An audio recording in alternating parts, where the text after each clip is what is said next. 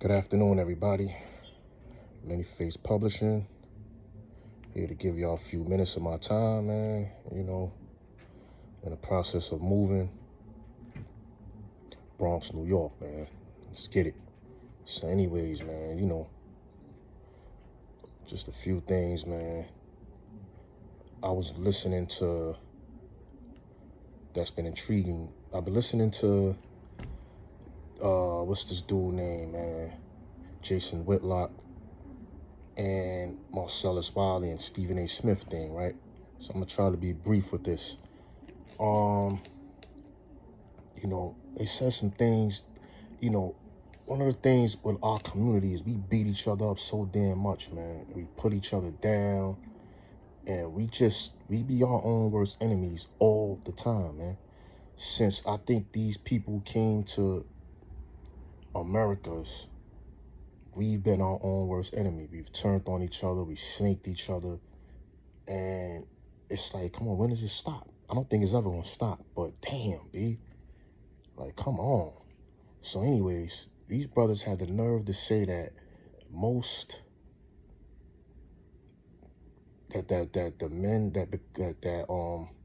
majority of Black America is unemployed, that watch First Take or watch these shows in the morning because you're not working in the morning, or because you have time to watch the shows in the morning, that you unemployed. And I take offense to that, because here it is. I've been employed. I watch First Take, and I work 2 jobs, man. I've been working 2, sometimes 3 jobs. And, New York is a tough place to live, man. People out here struggling. Even with 2 jobs, you're going to struggle. I work 2 jobs, man, and I got time. I try to make time for myself to sit down and have some leisure time, or maybe watch First Take, because it all depends on what kind of job you have.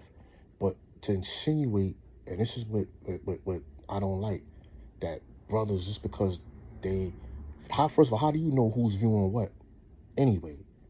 Where you getting your information from? Where you get it from? You know what I'm saying? So it's like, how do you know who's viewing what in the morning? Who got time to do it? First of all, dudes, I used to ride in the trucks with coworkers, and we would listen to the radio shows, things like that. That's how a lot of people got into sports talk in the first place, listening to a lot of these radio shows. But not only that, depends on the job. Your job might have TVs at work. You might take your lunch break around that time. You might work evenings. You know what I'm saying? You could be self-employed, own your own business. You know what I'm saying? Like, or some people, like modern technology, got to sell. Like, I got all this shit on my phone, ESPN, all these apps. I got cable on my phone. So to insinuate that, and I'm speaking for all the brothers, man. I don't know, but I'm saying now, the ones that are unemployed and stuff like that, I can't help you. But to insinuate that majority of the brothers that watch your shows in the morning, or have time because they have time, are uneducated, or that's not cool to say, man, because you're stereotyping us, man.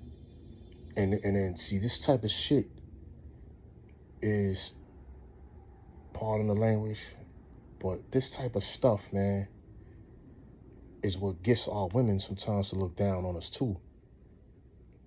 Because they think we ain't worth nothing. Because sometimes you run into brothers that they got a little something, and they look down on other brothers, man, and put them, they ain't worth them, dudes, bum ass niggas and shit like that, like, and make you look like, you less of a man or something. COs used to do that, man. You know what I'm saying? Dudes get a visit, and you got the CO, why you hollering? Why you coming to see this nigga? He's a bum. Like, you know what I'm saying? I got a good job over here. I take care. Stuff like that, man. You don't know why that man had to do what he had to do, or whatever. Or what was in this situation, or maybe he made a bad mistake or something. You don't know, man. But we constantly prejudge each other, man. We walk down the block, niggas screwing you, looking at you all crazy. Come on, for what? Let me walk down the block in peace. You can't walk down the block in peace around your own people, man. I posed this question on Facebook years ago.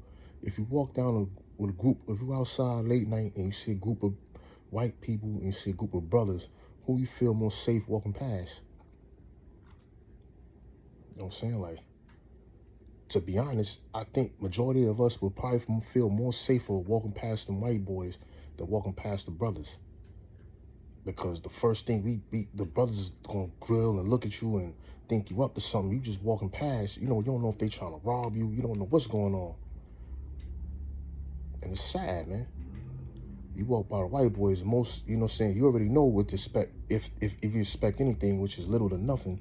But, most of the time, either they're drunk, don't mean to bother you, or if this ain't back in the days where we going through the racial thing, that's a different story. But we talking about right now, in this day and age, man, you would not walk down the block and feel comfortable walking by a group of brothers the same way you feel walking by some white boys. You're not gonna do it, I'm saying, like that. To me, I'm living the hood, man. I live in the hood. I'm from the hood, man. I've been in the hoods my entire life. From New York to living upstate to back down here, I've been in the trenches, man. I was really out in the streets, man. I was behind those walls, pause. I was there, man. I know what time it is, man. So, you ain't gonna sit here and tell me no shit like that. But back to the topic, we gotta stop looking at each other like that, like to just project some shit like that on brothers, man. You know what I'm saying? Like, maybe some brothers could be unemployed, maybe some have a way to watch first take. Like, I could be at work. A lot of times I'm at work and I could tune in to certain shit, or if I'm doing my daytime, if I'm doing my delivery job, I got my earpiece and I can tune in and listen to all type of shit. You know what I'm saying? All you gotta do is put your headphone in. You got a Bluetooth, that shit in your ear, and you can listen to shows and work at the same time. You know what I'm saying? So to insinuate that brothers are just sitting around doing nothing, that's bad, man. That's real bad, man. You know what I'm saying? Like, it's our state is crazy, man. Like, it then, you know what I'm saying? Like, another thing I wanted to bring up, it's like how we relate to each other. Like, it's like when we do something that somebody may not like, or you try to fall back, or you try to, just live your life in peace and stuff like that, you always have, I don't want to call them, but it's like the people that don't want to let you go. They find everything wrong with what you're doing. They start finding things wrong with you. You did this, you didn't do shit to them, but you just not trying to entertain what they doing no more. So because you still want to run the streets and be out in the streets, and I want to get a job and sit down and turn my life around, I'm the bad guy. Oh, I don't got time no more. I'm this and that. Or I think or you this and that. Or he with his wife, or his wife got him in the house. Or fam, I'm being smart, man. I'm trying to be a man out here. You got a family to take care of, things like that. Yo, you should be worrying about that. Me, I'm worrying about what I need to worry about. That's taking care of my kids and my household, man. Providing. Not running the streets to hang out and do a bunch of nothing, get drunk, and then we getting into a fight, or we yelling and screaming at each other outside and making fools out of ourselves, or you out here chasing joints and all that. Fam, that shit is over with, man. You see the gray in my beard? Gotta man up, man. It's about, like we should be sitting at the table trying to make some type of deals to make generational wealth, man, instead of shooting each other down. So that's the point I'm trying to make. We don't need to be shooting each other down, man. And all this hate and anger with each other and shit, man. It's like, come on, man. Like, you know what I'm saying? Like, for what, man? You know what I'm saying? Like, it's ridiculous, man, out here, man. You know what I mean? Like, all we got towards each other is a bunch of hate and anger, man. You know what I'm saying? Like, and it goes all the way around the board. Some of our women are like that with us, judging us, looking at us all crazy. You know what I'm saying? Like, but I just didn't like that statement, man. Like, with majority of brothers and Marcellus Wiley, he kind of echoed that. I fucks with Marcellus Wiley, man. Like, I likes his show, man. You know, his show is cool. You know what I'm saying? And I don't have no problems with him at all. You know what I'm saying? Like, I support him. I support all the brothers, man.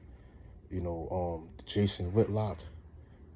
You know, he's doing what he do. You know what I'm saying? He's attacking, constantly, picking on Dion and stuff like that. And that's for ratings. But he's making it real personal, man. But they have to do that for the ratings. The same thing with Stephen A. Smith. People be like, oh, he's saying that Stephen A. Smith he's not going to change. Him and Skip Bayless, they're not going to apologize. They're not going to turn, because they have certain qualities that they both have that, if they're about the bag, man. Like, Stephen A. is definitely about his bag. Skip is about staying relevant. And they're not going to apologize, because apologizing to them is like a weakness. Unless boss or master, whatever you want to call them, come and tell them to apologize. If it's not affecting their bottom line, they're not going to care, man. So we make videos about Stephen A. Smith and stuff like that. He's not going to care, because he cares that you're making it. He hears it, and it annoys him, because he lets things like that annoy him. You could tell, but he's not going to make it his business to make it a part of his show or his daily life. He'll address it, and then he'll move forward, but he's not going to apologize. He's not going to turn back on who he is, because, if it's not affecting his bottom line, if his bosses ain't telling him nothing, then he's not going to care, man. The house looks a mess. We about to move, but yeah, Stephen A's not going to care, man. So he's not going to apologize. He's not going to, turn. He's doing what he has to do to keep himself relevant. Skip Bayless is trying the same thing. That's why they're not, their apologies are more forced. It's not like they're not genuine when it comes to their apologies. Their shit is forced. Like, I gotta apologize to my boss and them pull me in the office. They're not gonna genuinely come out and say, yo, look, I made a mistake, or I said this about this man, or whatever. My bad. Like, he tried to fake apologize to Kwame, but that was a sarcastic, him being more sarcastic than apologizing.